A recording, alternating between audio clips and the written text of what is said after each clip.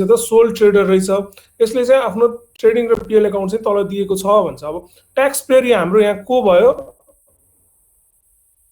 Person भनेको कसको tax निकाल्ने भयो त हामीले, अब मिस्टर महेश हैन सोल ट्रेडर भनेको। अब ट्याक्सको डेफिनेसन अनुसार यो को पर्यो, त्यो मिस्टर महेश सोल ट्रेडर भनेको को पर्यो?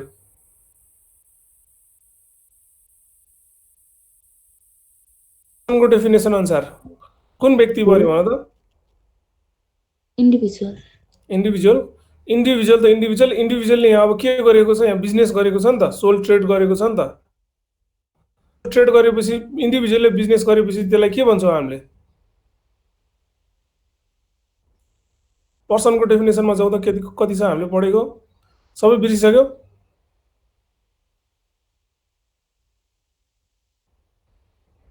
पर्सनको डेफिनेसनमा हामीले इन्डिभिजुअल के हुन्छ भनेको थियो, दुईटा हुन्छ, एउटा नेचुरल पर्सन, एउटा एन्टिटी।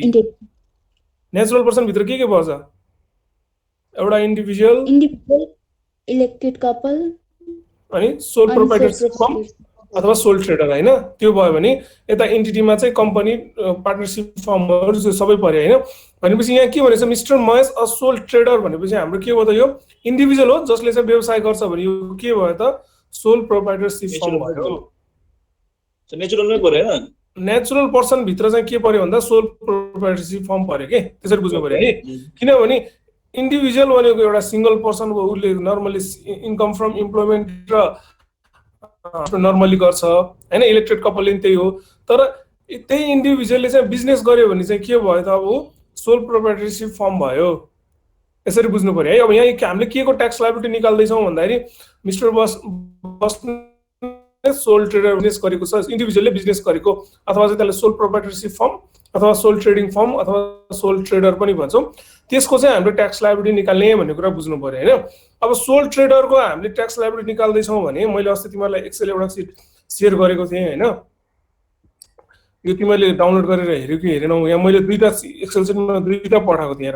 एउटा इन्टिटी भनेर, इन्टिटीको लागि इन्कम फ्रम बिजनेस कसरी क्याल्कुलेट गर्ने भनेर यहाँ मैले छुट्टै लेखिदिएको छु। अर्को चाहिँ फर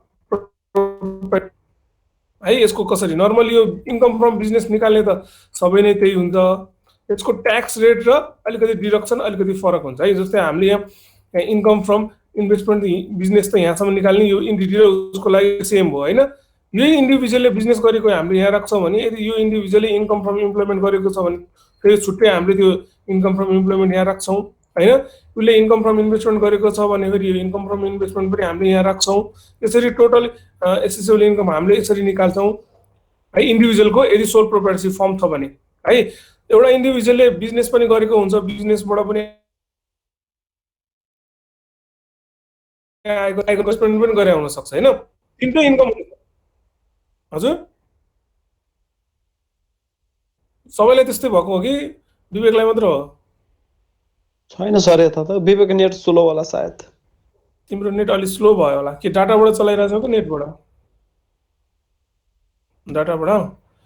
डाटाबाट प्याक लिएको भए अलि हुन्थ्यो होला है।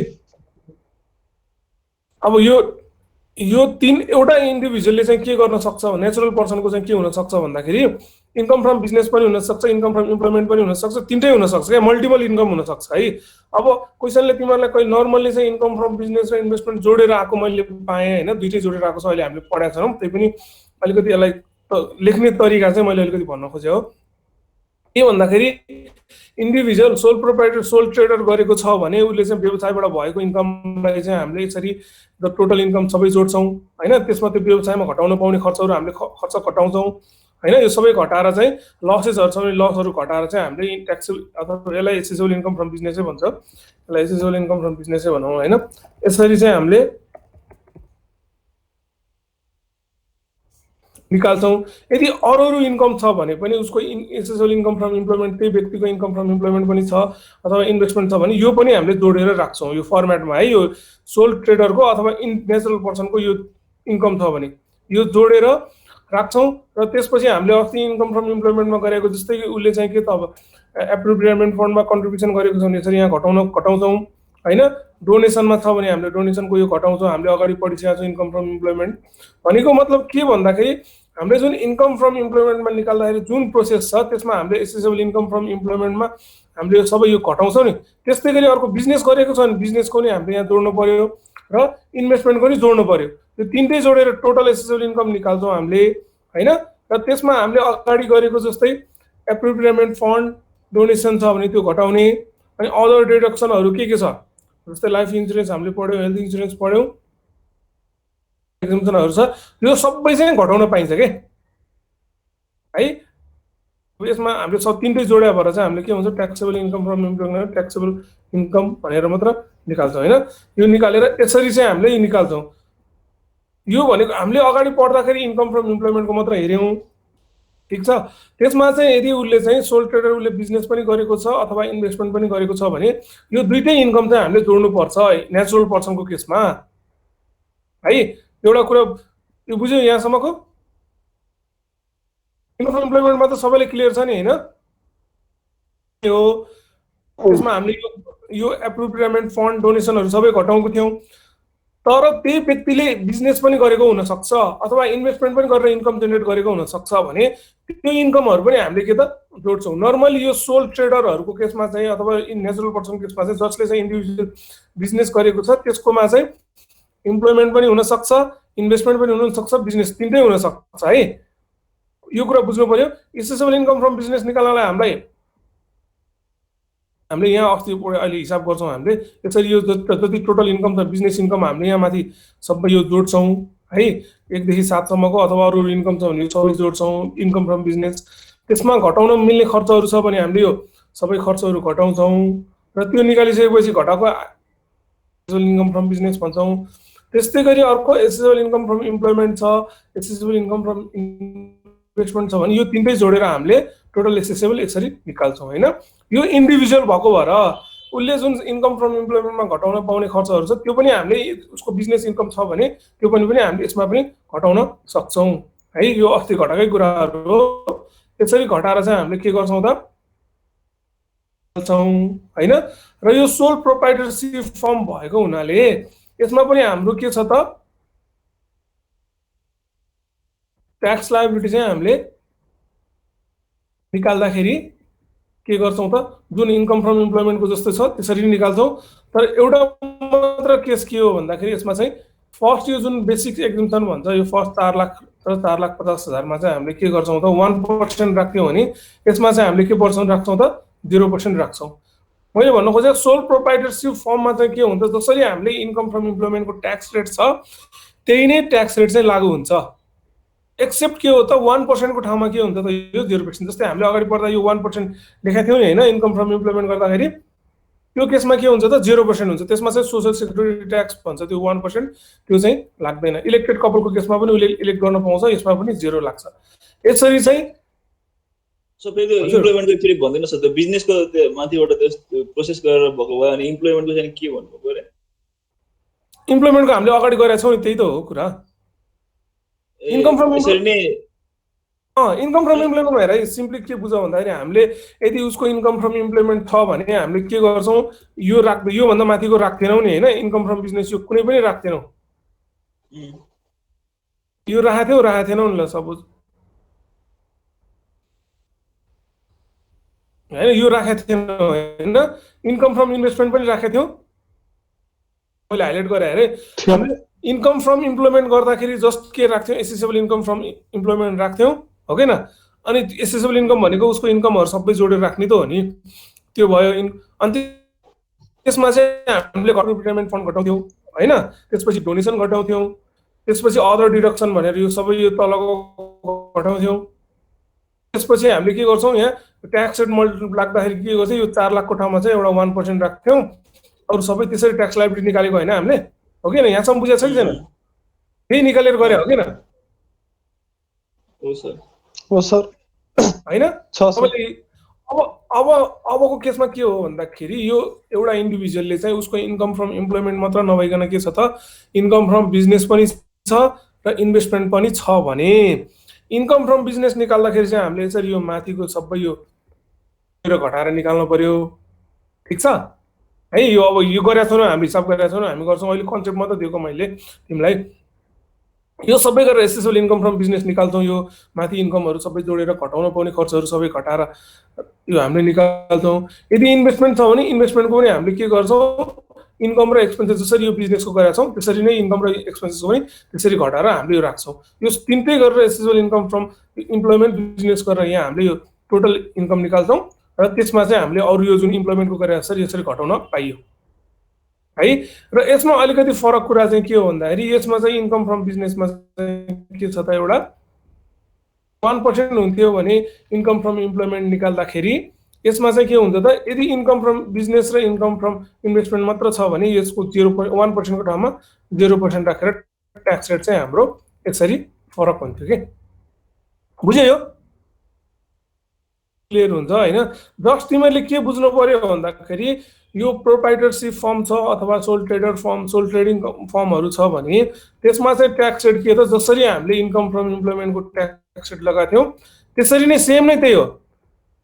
के हो भन्दाखेरि यो बेसिक एक्जम्पसन भन्दा सुरुको यो फर्स्ट 4 लाख अथवा फर्स्ट 450 लाख इलेक्टेड कपलको केसमा चाहिँ 450 हुन्थ्यो भने के हुन्छ त 4 लाख हुन्छ।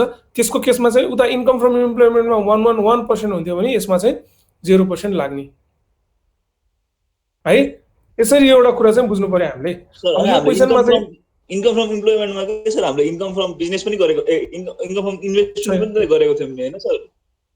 छैन त्यो तिमीहरूको यस्तो हुन्छ, इन्कम फ्रम इम्प्लोइमेन्टको छुट्टै आउँछ हैन।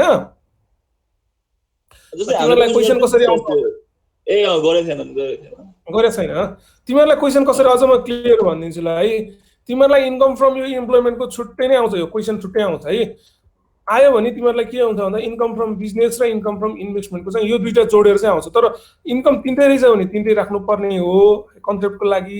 तर एक्जाममा चाहिँ कसरी आउँछ भन्दा तिमीहरूलाई एसेसेबल इन्कम फ्रम इम्प्लोइमेन्ट नआइकन एउटा income from accessible income from business र इन्कम फ्रम इन्भेस्टमेन्ट जोडेर चाहिँ हिसाब गर्नुपर्ने चाहिँ आउँछ।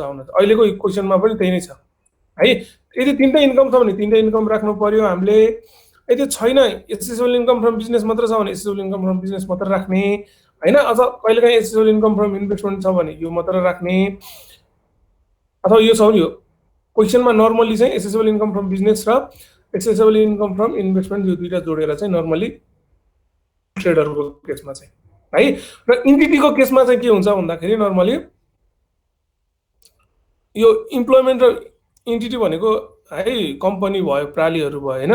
तिनीहरूको केसमा चाहिँ यो इम्प्लोइमेन्ट र इन्भेस्टमेन्ट आउँदैन, इन्कम फ्रम बिजनेस मात्र आउँछ। त्यही भएर मैले यो छुट्याइदिएको तिमीलाई यहाँ हेर है, फर इन्टिटी भनेर यहाँ निकालेको छु। फर इन्टिटीमा तिमीले फेरि एकचोटि क्वेसन पछि गएर नि हेर। यहाँ निकाल्दाखेरि के छ त, हामीले यो इन्कम फ्रम इम्प्लोइमेन्ट के गरेका छौँ त, यहाँ जोडेकै छैनौँ नि।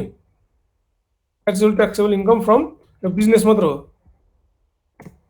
हैन, यो बिजनेस मात्र हुन्छ। यसमा के हुन्छ, अब इन्टिटीले इम्प्लोइमेन्ट गर्ने कुरा भयो त, इन्टिटीले इम्प्लोइमेन्ट गर्छ त, गर्दै गर्दैन। इन्भेस्टमेन्ट पनि गर्दैन, इन्भेस्टमेन्ट जति सबै के हो त हाम्रो बिजनेस इन्कम भनेर मानेका छौँ अहिले हैन। त्यही भएर बिजनेस इन्कमै हुने हुनाले त्यसलाई चाहिँ हामीले के गर्छौँ भन्दाखेरि इन्कम फ्रम नर्मली है यसरी हुन्छ। इन्टिटीको केसमा एकचोटि हेर, रेट पनि फ्ल्याट रेट हुन्छ, एउटै रेट हुन्छ, 25% हुन्छ प्रालीको केसमा है। तर प्रोप्राइटरशिपको केसमा चाहिँ रेट कति हुन्छ त, रेट पनि यो स्ल्याब रेट भन्छ, इन्कमको लेभल अनुसारको फरक फरक रेट लाग्छ। यसमा फेरि अलिकति सबै कुराहरू इन्कम फ्रम इम्प्लोइमेन्टको कुराहरू पनि हुन्छ है। यति कन्सेप्ट के बुझ भन्दाखेरि सोल ट्रेडर फर्म छ भने उसको चाहिँ के हुन्छ, त्यो सोल ट्रेडरको त्यो आएको इन्कम भनेको इन्कम फ्रम बिजनेस हो भने त्यो बाहेक उसले चाहिँ के गरेको हुनसक्छ त, इन्कम फ्रम इम्प्लोइमेन्ट पनि गरेको हुनसक्छ, इन्कम फ्रम इन्भेस्टमेन्ट पनि गरेको हुनसक्छ। यदि दुईटै इन्कम गरेको तिनटै इन्कम गरेको छ भने त्यो तिनटै इन्कम चाहिँ हामीले के त जोडेर चाहिँ यहाँ राख्नुपर्छ भन्ने कुरा यति बुझाउनुलाई। र सोल ट्रेडर हुने बित्तिकै ट्याक्स रेट पनि के हुन्छ त हाम्रो 10, 20, 30 र 36 हुन्छ। 1% भन्ने हुँदैन है, फ्ल्याट रेट पनि हुँदैन। बुझ्नु अब क्वेसनमा जाउँ है त हामी। त्यही भएर हेर, अब mister Mahesh a sole trader submitted the following trading and PL account भनेर भन्छ हैन। उसले चाहिँ यो महेश ट्रेडिङ र पिएल एकाउन्टको सबमिट गरेको छ भन्छ। यो ट्रेडिङ पिएल एकाउन्ट भनेको ओपनिङ स्टक हुने बित्तिकै यो उसको के हो त बिजनेस इन्कम रहेछ भन्ने छ। त्यसपछि यो साइडमा क्रेडिट साइडमा नर्मली इन्कमहरू हुन्छ। यो इन्कमहरू कुन बिजनेसको इन्कम हो, कुन चाहिँ तिम्रो इन्भेस्टमेन्टको इन्कम हो, अथवा चाहिँ कुन चाहिँ अब इन्कम हाम्रो फाइनल लोडिङ हुन्छ इन्कममै हाल्नु पर्दैन भन्ने कुराहरू चाहिँ हामीले के त यो छुटाउनु पर्छ यसमा है। हाम्रो च्यालेन्ज नै यो इन्कमहरू छुटाउने हो। एसेसेबल इन्कम फ्रम बिजनेस र एसेसेबल इन्कम फ्रम इम्प्लोइमेन्ट निकाल्नलाई छुटाउने हो। त्यस दिएको छ र डेबिट साइडमा यो खर्चहरू हामीले के गर्नुपर्छ त स्पेशल डिडक्सन र जेनरल डिडक्सन भनेर हामीले दुईटा अनुसारले हामीले छुट्याएर राख्न सक्नुपर्ने हुन्छ। यो खर्चहरूको यहाँ तल फेरि एडिसनल इन्फर्मेसनहरू दिएको हुन्छ। यहाँ तल हेर एडिसनल यो एडजस्टमेन्टहरू हुन्छ। यो खर्चहरूलाई कुन कुनलाई कसरी एडजस्टमेन्ट गर्ने भन्ने कुरा हामीले यसरी गर्ने। ठिक छ। यसरी ट्रेडिङ र पिएल एकाउन्टलाई हामीले के गर्नु पर्यो त अब इन्कमहरू कुन कुन छ इन्कमहरू देखाउने बिजनेस इन्कम अथवा इन्भेस्टमेन्ट इन्कम अथवा चाहिँ फाइनल लोडिङ इन्कम भन्छ। फाइनल लोडिङ भनेको त्यसमा हामीले इन्कम इन्क्लुड गर्नु पर्दैन हैन। त्यस्तै गरी यहाँ खर्चहरू छ हामीले छुटाउन सक्नु पर्यो है। अब हाम्रो यो सोल ट्रेडर भएको हुनाले है सोल ट्रेडर भएको हुनाले हामीले अब क्वेसन सल्भ गर्दाखेरि पनि सोल ट्रेडरकै अथवा प्रोप्राइटरसिप फर्मकै है सोल ट्रेडर र प्रोप्राइटरसिप फर्म भनेको सेम हो। यही टेम्प्लेटमा म गरिदिन्छु तिमीहरूले त्यहाँ छुटाउने हैन। क्वेसन नम्बर यसलाई मैले लेखेँ है त। यसमा मैले यहाँ अब हिसाब गर्नलाई सजिलो हुन्छ त्यही भएर गरेँ। तिमीहरूले कपीमा सार्दै गर्नु पर्यो है।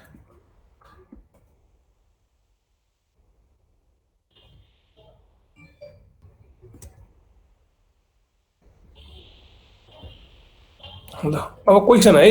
अब यहाँ सुरुमा के भन्छ उसले क्वेसन हेरौँ है। अब हामीले के ट्याक्सेबल इन्कम निकाल भन्छ। ट्याक्सेबल इन्कम भनेको के हो भन्दाखेरि हाम्रो प्रोप्राइटरसिप फर्मको केसमा चाहिँ के हो ट्याक्सेबल इन्कम भन्दाखेरि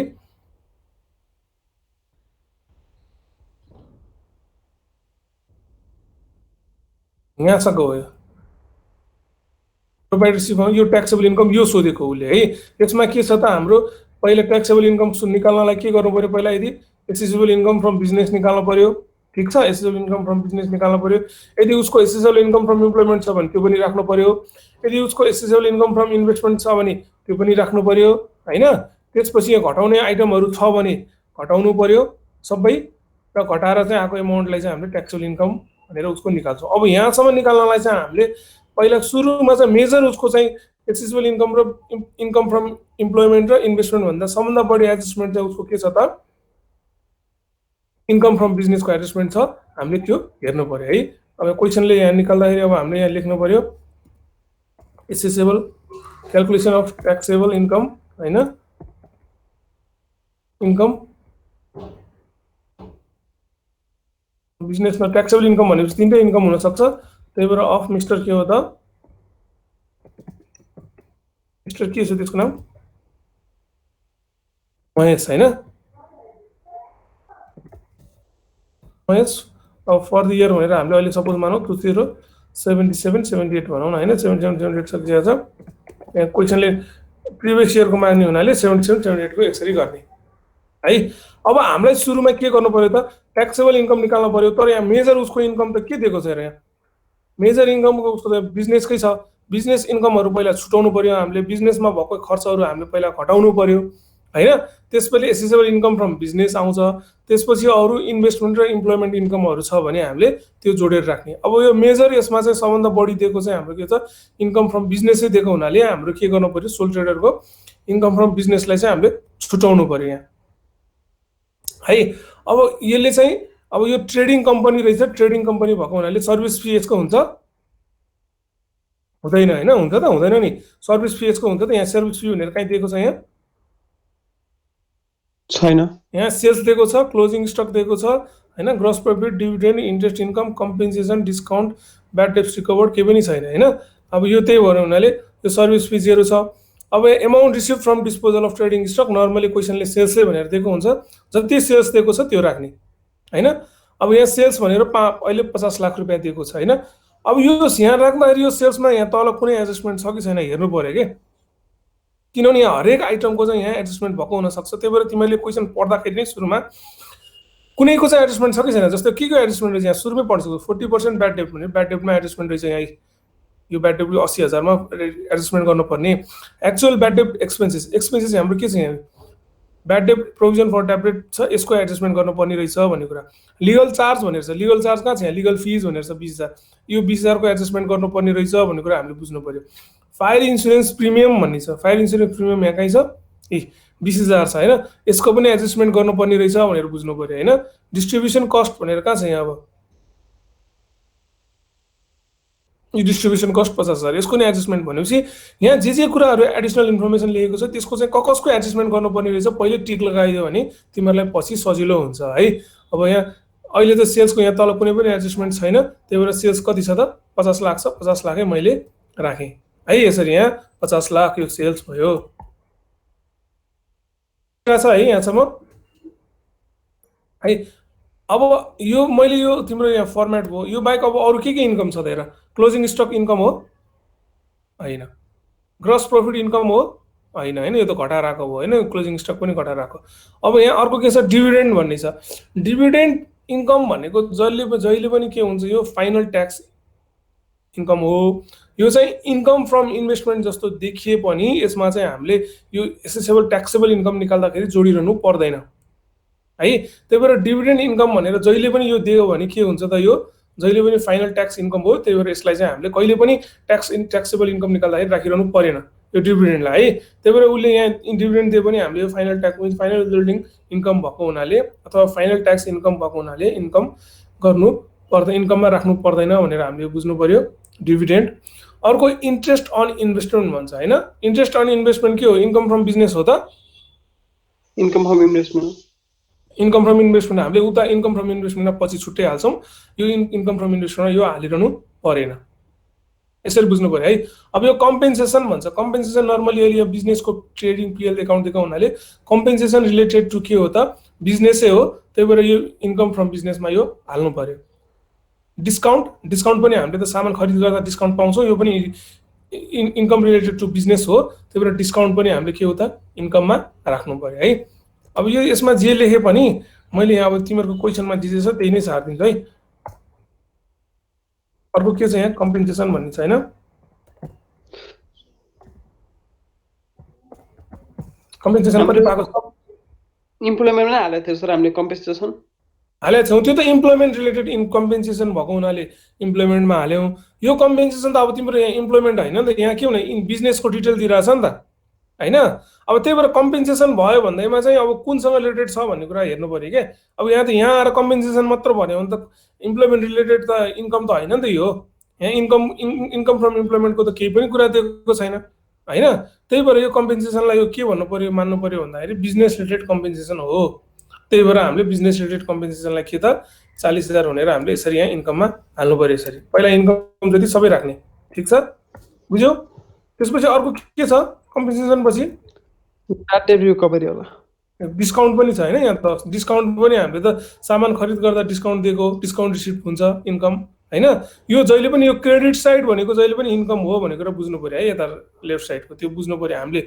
अब यो ट्रेडिङ र पिएल एकाउन्टमा चाहिँ है। त्यही भएर यो इन्कम डिभिडेन्ड इन्कम हाम्रो फाइनल ट्याक्स इन्कम हो। त्यही भएर यो इन्कममा इन्क्लुड गर्नै परेन। इन्कम फ्रम इन्भेस्टमेन्ट भए पनि हैन। इन्ट्रेस्ट अन इन्भेस्टमेन्ट यो इन्कम फ्रम इन्भेस्टमेन्ट हो, हामीले इन्कम फ्रम इन्भेस्टमेन्टमा हाल्छौँ, अहिले हाल्नै परेन। यो इन्कम फ्रम बिजनेसको हामीले क्यालकुलेसन गर्दैछौँ माथि पहिला है। अब कम्पेन्सेसन रिलेटेड टु बिजनेस भएको हुनाले कम्पेन्सेसन रिलेटेड बिजनेस त्यो हाल्नु पर्यो हामीले। त्यस्तै गरी डिस्काउन्ट पनि बिजनेस रिलेटेड भएको हुनाले डिस्काउन्ट हामीले के त हाल्नु पर्यो यहाँ। अब 10,000 हैन यसरी। त्यसपछि अर्को के छ? ब्याड डेट रिकभरी हैन। ब्याड डेट्स रिकभर्ड भनेको अलरेडी तिमीले पहिला चाहिँ ब्याड डेट्स भनेर राखेको, पछि चाहिँ के हो त? ब्याड डेट्स चाहिँ पछि चाहिँ यो पैसा उठ्यो। यो ब्याड डेट्स रिकभर्ड पनि बिजनेस रिलेटेड हो हैन। ब्याड डेट्सको चाहिँ एउटा के कन्सेप्ट छ भन्दाखेरि अगाडि ट्याक्सले जति घटाउन दिन्छ नि त्यति घटाएको बराबरको चाहिँ हामीले के गर्छ त इन्कम देखाउने हो क्या। अगाडि तिमीले ब्याड डेट्स चाहिँ राइट अफ गर्दाखेरि सपोज भनौँ अब तिमीहरूको उठ्न नसक्ने चाहिँ 50,000 थियो, त्यसमध्ये चाहिँ सपोज भनौँ 40,000 मात्र खर्च लेख्न दियो। योभन्दा अघिल्लो खर्च राख्दा त ब्याड डेट्स राइट गर्दा ब्याड डेट्स हामीले चाहिँ 50,000 चाहिँ ब्याड डेट्स राइट अफ गरेको थियौँ। त्यसमध्ये चाहिँ ट्याक्सले चाहिँ अलाउ गरेको थियो त 40 मात्र गर्यो भने अब हामीले जति अलाउ गर्यो पहिला ट्याक्सले त्यति मात्र राख्ने भयो क्या। बुझेनौ? जस्तै bad date right of previously bad date bad date right of भने त मैले भन्नु पर्दैन नि होइन, उठ्न नसकेको पैसा चाहिँ राइट अफ गरेको होइन हो। 50,000 हामीले राइट अफ गरेको थियो एकाउन्टिङमा, तर ट्याक्सले चाहिँ अलाउ कति गर्यो त पहिला 40,000 बाई ट्याक्स होइन। जम्मा 40,000 गर्यो भने अब यो 10,000 त उसले राख्नु दिएन नि त, हामीले 10,000 त खर्च राखेको छैनौँ नि त। पहिला कति मात्र खर्च राख्यौँ त ट्याक्स अनुसार 40,000 राख्यौँ भने जति प्रिभियसली जति अलाउ गरेको छ ट्याक्सले त्यो मात्र इन्कम राख्ने हो क्या। अगाडि तिम्रो खर्चै रेखमा दिएको छैन भने इन्कम त राख्न पाइएन नि। तिम्रो खर्च 50,000 अगाडि थियो भने इक्जाम्पल मैले लेखो 40,000 मात्र अलाउ गर्यो भने यो 40,000 मात्र अहिले जति रिकभर भयो, जस्तै 40,000 अलाउ गर्यो, अब रिकभर अहिले रिकभर कति भयो भनौँ होला, रिकभर चाहिँ 50,000 भयो अरे भने इन्कम कति राख्ने त अब भन्दाखेरि हामीले यहाँ 50,000 पहिला खर्च भएको थियो होइन, ट्याक्सले अलाउ गर्यो कति 40,000, 40,000 खर्च राखेको थियो भने अब रिकभर 40,000 50,000 रिकभर भए पनि हामीले इन्कम चाहिँ कति देखाउनु पर्यो त जम्मा 40,000। बुझ्यो नि, यो भनेको मात्रै हो नि। ब्याड डेट राइट अफ जति गरे पनि ट्याक्सले पहिला जति अलाउ गरेको थियो राइट अफ जति अलाउ गरेको थियो त्यति मात्र इन्कम राख्ने के। अब यहाँ क्वेसनले पनि त्यही भनेको हेर, क्वेसनमा के भनेको छ भन्दाखेरि रिकभर कति भएको थियो 80,000 रिकभर भयो। हामीलाई पैसा जुन ब्याड डेट भनेर पैसा उठ्न नसकेको भनेर हामीले पहिला भनेको थियौँ, तर त्यसमध्ये चाहिँ 80,000 चाहिँ हामीलाई रिकभर गर्यो। तर यहाँ ट्याक्सले के भनेको छ भन्दाखेरि 40% of bad debt recovered was not allowed previously भनेको पहिला चाहिँ हाम्रो 80,000 मध्ये चाहिँ के हो त 40% चाहिँ अलाउ गरेन भनेको मतलब पहिला कति मात्र खर्च राख्न दिएको रहेछ त 60%, 40% भने 60% मात्र राख्न दिएको रहेछ होइन होइन। क्वेसनले यहाँ के भनेको छ भन्दाखेरि bad date right of recovered कति गरेको थियो 80,000 होइन। यहाँ 80,000 मध्ये चाहिँ कति मात्र अलाउ गर्यो, सपोज यहाँ 80,000 48,000 होइन कि 48,000 लाई यसको 60% चाहिँ अलाउ गरेको थियो होइन 48,000 भनेपछि अब पनि हामीले इन्कम राख्दाखेरि पनि कति मात्र राख्ने हो त 48,000 नै राख्ने। पहिला कति अलाउ गरेको छ त्यति, 40% अलाउ नगरेको भने 32,000 चाहिँ अलाउ नगरेको रहेछ नि त होइन। यो बुझ्यो नि है? बुझ्यो सर। ओन्ली 60% अलाउ भनेर लेख्ने अलाउड होइन। भनेपछि हामीले के गर्नु पर्यो 80,000 मध्ये चाहिँ यो यसको वर्किङ गर्नु पर्यो है छुट्टै तिमीहरूले 80,000 इन्टु 60% गरेर यति चाहिँ 48,000 इन्कम। यो बुझ्यो है? यो यही आउँछ है, खालि यो ब्याड डेट्सको यो आइरहन्छ नि, यो बुझ्नु पर्यो ट्याक्क जहिले नि। प्रिभियसली जति अलाउ गरेको छ त्यति मात्र हामीले इन्कम गर्ने हो। यहाँ ब्याड डेट्स रिकभर्ड 80,000 छ, त्यसमध्ये 40% अलाउ गरेको छैन भन्नुको मतलब त जम्मा 60% अलाउ गर्यो, त्यही भएर 80,000 को के हो त 60% भनेको 48,000 चाहिँ इन्कम बुक गर्नु पर्यो। हामीले 40% इन्कम बुक नगरे नि भयो होइन। अब यहाँ एकाउन्टिङमा हाम्रो 80,000 इन्कम भए पनि ट्याक्समा कति मात्र इन्कम भयो त 40,000 मात्र हामीले ट्याक्स तिर्नु पर्ने, त्यसरी बुझ्नु पर्यो है। त्यही भएर यो ट्रेडिङ र पिएल एकाउन्ट भनेको चाहिँ एकाउन्टिङ गरेको भयो। हामीले यो जुन निकाल्छौँ ट्याक्सेबल इन्कम यो चाहिँ ट्याक्स अनुसारको लागि मात्र हामीले त्यसबाट इन्कम एमाउन्टहरू छुट्याएर निकालेको। यसमा हेर अब 48,000 चाहिँ के हो त हामीले ट्याक्स तिर्नु पर्यो भन्ने कुरा बुझ्नु पर्यो। ठिक छ यहाँसम्म? अब नेक्स्ट के छ गिफ्ट एन्ड प्रेजेन्ट होइन। अब गिफ्ट एन्ड प्रेजेन्ट अब नर्मली यहाँ अब हामीले income employment related gift and present भएको भए हामीले इन्कम फ्रम इम्प्लोइमेन्टमा हाल्थ्यौँ। अब यहाँ इन्कम फ्रम बिजनेसको लिस्ट दिएको छ भनेपछि यो गिफ्ट एन्ड प्रेजेन्ट पनि के हो त बिजनेस रिलेटेडै गिफ्ट एन्ड प्रेजेन्ट भनेर हामीले बुझ्नु पर्यो। त्यही भएर हामीले के गर्नु पर्यो त यसलाई पनि इन्कम फ्रम के गर्नु पर्यो त बिजनेसमा इन्क्लुड गर्नु पर्यो।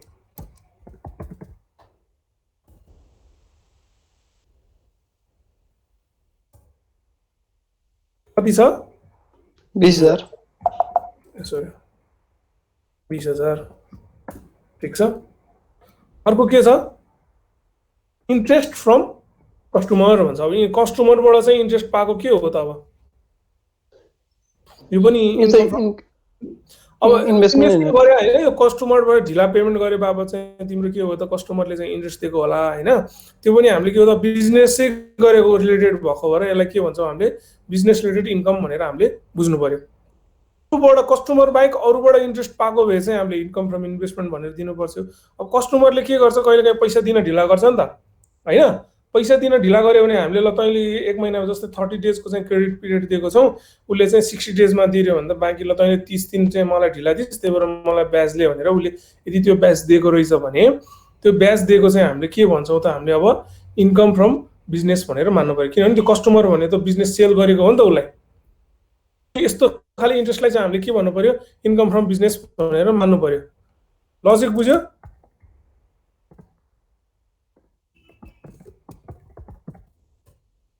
कति छ? 40,000 हो हैन? त्यस्तै गरी अर्को के छ, अब रेन्ट फ्रम स्टाफ क्वार्टर। स्टाफ क्वार्टरबाट रेन्ट लिएको, रेन्ट नर्मली अरूबाट लिँदाखेरि चाहिँ हाम्रो के हुन्थ्यो, इन्भेस्टमेन्ट, इन्कम फ्रम इन्भेस्टमेन्ट हुन्थ्यो। तर स्टाफ क्वार्टरबाट लिएको जहिले पनि हाम्रो के हुन्छ, बिजनेस रिलेटेडै इन्कम भएको हुनाले बिजनेसकै लागि चाहिँ त्यो क्वार्टर इस्टाब्लिस गरेको हो, त्यसबाट आएको रेन्ट भएको हुनाले हामीले त्यसलाई के भन्छौँ त, अब रेन्ट फ्रम क्वार्टरलाई पनि हामीले के भन्दछौँ भन्दाखेरि इन्कम फ्रम बिजनेस भनेर हामीले बुझ्नु पर्यो है।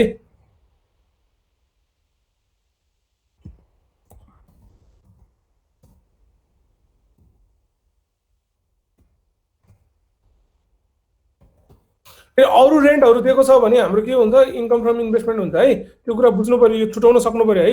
इन्ट्रेस्ट फ्रम कस्टमर रेन्टहरू भनेको नर्मली यो भनेको इन्ट्रेस्ट रेन्ट इन्कम भनेको इन्कम फ्रम इन्भेस्टमेन्ट हो।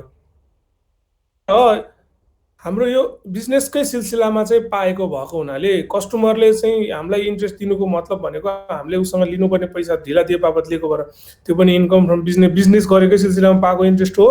रेन्ट फ्रम स्टाफ क्वार्टर भनेको पनि हामीले चाहिँ स्टाफ क्वार्टरलाई चाहिँ भाडामा फ्रीमा दिएको रहेनछौँ, त्यो उसँग रेन्ट लिने गरेर रहेछौँ।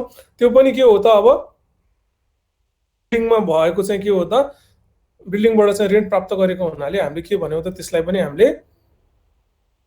90,000 इन्कम फ्रम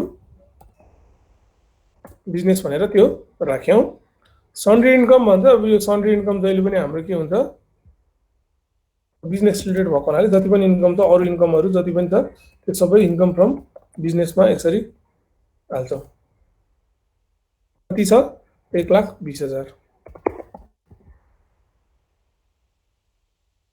अर्को gain on sale of non business chargeable assets भन्छ। यो नन बिजनेस चार्ज एनबिसिए भन्छ। नन बिजनेस चार्जेबल एसेट्सहरू जति पनि छ त्यो सबै हाम्रो इन्भेस्टमेन्ट इन्कम हुन्छ, त्यही भएर हामीले त्यसलाई इन्भेस्टमेन्ट इन्कममा हाल्छौँ, अहिले यसलाई हाल्दैनौँ है। ठिक छ।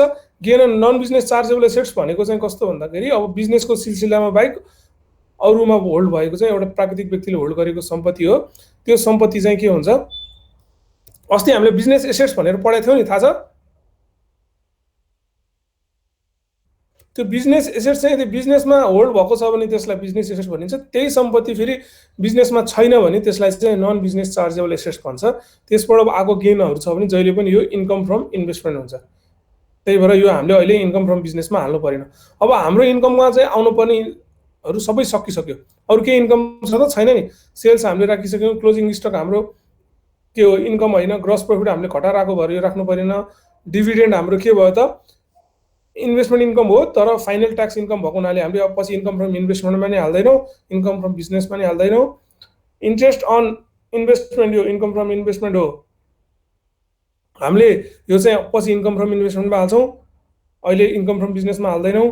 कम्पेन्सेसन हाम्रो compensation related to business income from बिजनेसमा हाल्ने। डिस्काउन्ट ब्याड डेट रिकभर्ड हाम्रो एडजस्टमेन्ट सहितको हाल्यौँ, राख्यौँ। गिफ्ट्स एन्ड प्रेजेन्ट्स हाल्यौँ। इन्ट्रेस्ट फ्रम कस्टमर हाम्रो बिजनेस रिलेटेड इन्कम भएको हुनाले यसलाई इन्कम फ्रम बिजनेसमा हाल्यौँ। रेन्ट पनि हाम्रो हेर्दाखेरि यो दुईटा के छ त, इन्कम फ्रम इन्भेस्टमेन्ट जस्तो भए पनि यो रिलेटेड टु बिजनेस भएको हुनाले, बिजनेससँगै रिलेटेड भएको हुनाले यो दुईटा हामीले इन्कम फ्रम बिजनेसमा हाल्यौँ। सन्ड्री इन्कम पनि हाम्रो इन्कम फ्रम बिजनेसै भयो, अदर इन्कम भनेर हाल्यौँ पर्यो, जति पनि अदर इन्कम छ।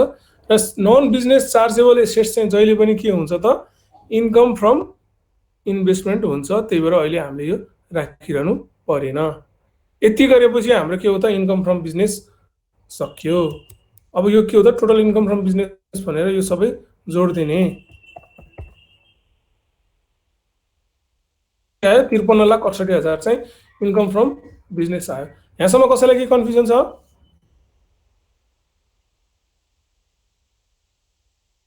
कसैलाई सबै क्लियर छ? यस सर। ठिक छ नि सबैलाई? आज कति थोरै छौँ त क्लासमा हामी? के प्रब्लम भएर होला सर, पानी सानी पर्छ नि त। के है अनि त्यसपछि अगाडि जाउँला हामी, फेरि यो कन्फ्युजन भयो भने गाह्रो हुन्छ है।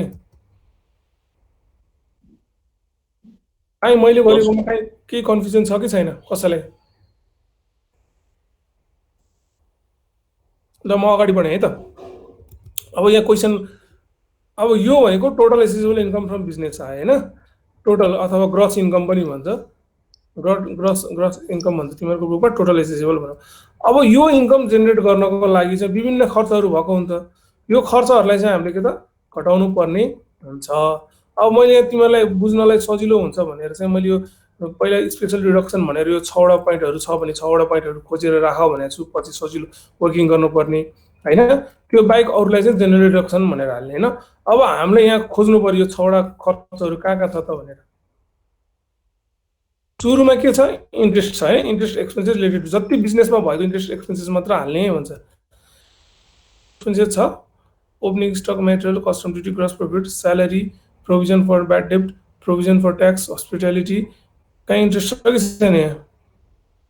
इन्ट्रेस्ट यहाँ रहेछ है, इन्ट्रेस्ट एक्सपेन्सेस 40,000। अब यहाँ इन्ट्रेस्ट एक्सपेन्सेसमा कुनै एउटा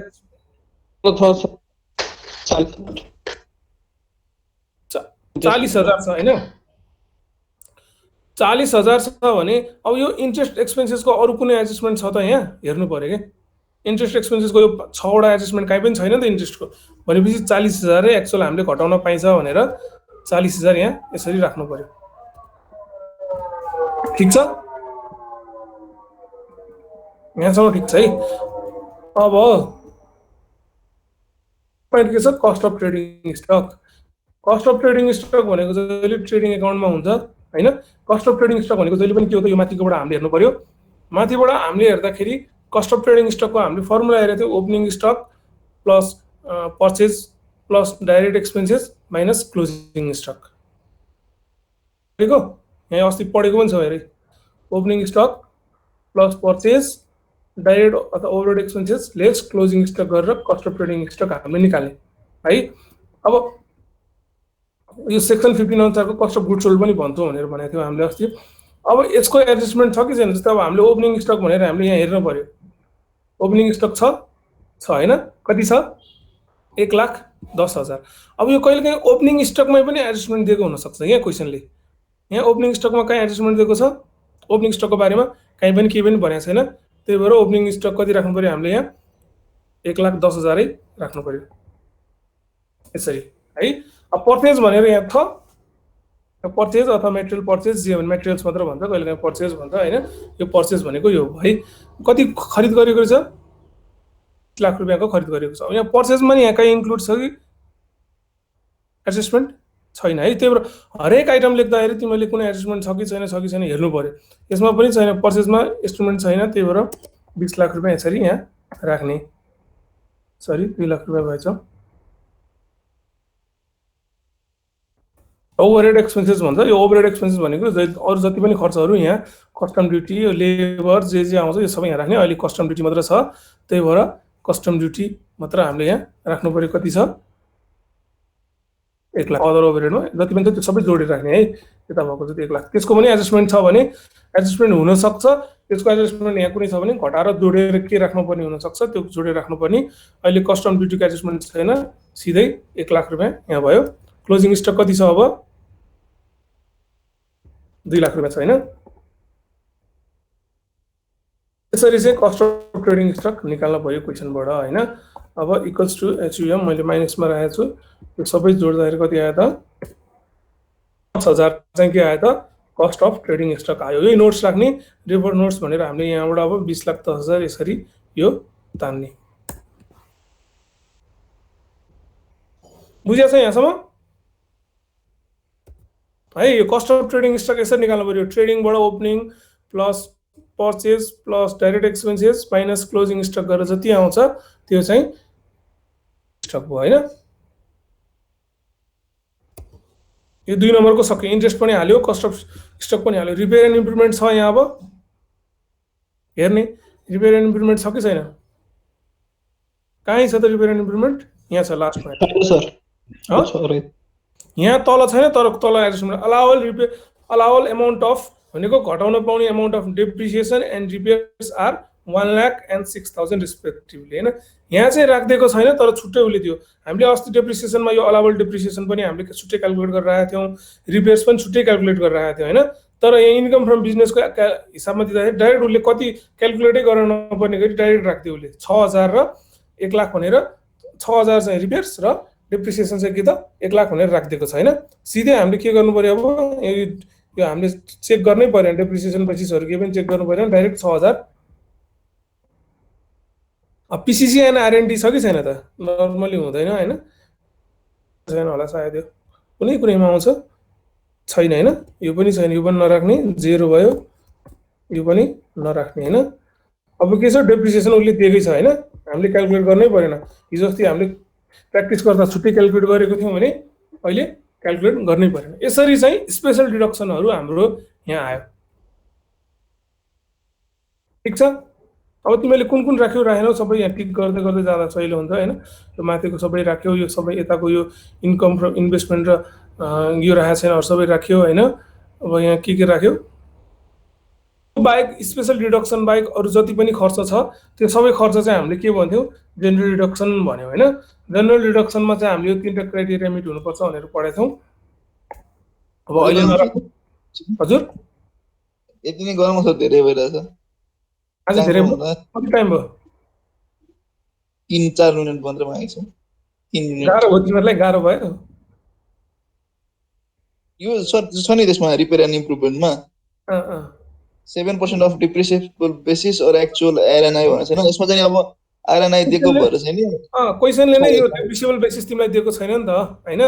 डेप्रिसिएबल बेसिस दिएको भए डेप्रिसिएबल बेसिसको 7% और एक्चुअल त्यो कम्पेयर गरेर हामीले राख्थ्यौं हैन। यो क्वेशनले के भन्यो भन्दा केही त्यो ननिकालिकन उसले आफैले क्वेशनले दियो के, अलाउबल भनेको त घटाउन पाउने हो नि त। अनि घटाउन पाउने नै कति भन्दाखेरि 1,00,000 र 6,000 भएको हुनाले उसले क्वेशनले नै दियो के। त्यही भएर क्वेशनले दिएको छ भने हामीले क्याल्कुलेट गर्नु पर्दै परेन। अब कहिलेकाहीँ क्वेशनले डिप्रिसिएबल बेसिस दिएको हुन्छ हैन, अनि एक्चुअल रिपेयर एन्ड मेन्टेनेन्स दिएको हुन्छ, त्यो बेलामा चाहिँ चेक गर्नु पर्यो हैन। चेक गरेको जुन अमाउन्ट राख्ने सोध्न लागेको छ मैले। हजुर केही सोध्न लाग्थ्यो सर तपाईले भन्नु, त्यही दुबै दिएको बेला चाहिँ नि अब त हेर्नु पर्यो नि त। डेप्रिसिएबल बेसिस र यदि तिम्रो चाहिँ एक्चुअल रिपेयर एन्ड मेन्टेनेन्स दिएको छ भने चाहिँ त्यो चेक गर्नै पर्यो, उसले भनेर भएन हैन, चेक गरेर हाल्नु पर्यो। उसले भन्दा नि भन्दैन त्यो केसमा चाहिँ। अब यसमा चाहिँ क्वेशनले नै दियो क्या, तैँले यदि 6,000 चाहिँ राख र 1,00,000 चाहिँ डेप्रिसिएसनमा राख भनेर क्वेशनले नै भन्यो नि त, अलाउबल एमाउन्ट अफ डेप्रिसिएसन भनेर। त्यही भएर यो राख्नु पर्यो। ठीक छ, ल आजलाई यति गरौँ। तिमीहरु अलिकति बढी पनि भयो होला, एकदम एकै दिन फेरि गाह्रो पनि हुन्छ हैन। यसमा के क्वेशन छ भने सोध, अनि त्यसपछि नेक्स्टमा चाहिँ हामीले अर्को यसपछिको जनरल डिडक्सन र ट्याक्स लायबिलिटी। अलिकति तिमीहरुले त्यो लङ क्वेशनै हो के। उसमा के पढ्ने सर? त्यो टेस्ट छ नि कुनमा?